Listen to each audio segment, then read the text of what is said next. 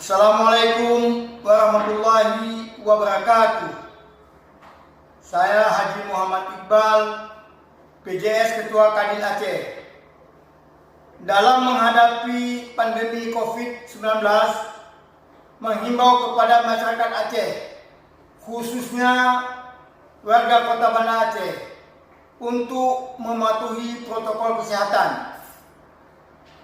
Harapan kami bagi warga masyarakat segera melaksanakan vaksinasi di tempat yang sudah ditentukan oleh pemerintah seperti puskesmas dan pos-pos kesehatan, pos-pos vaksinasi yang dilakukan oleh TNI Polri.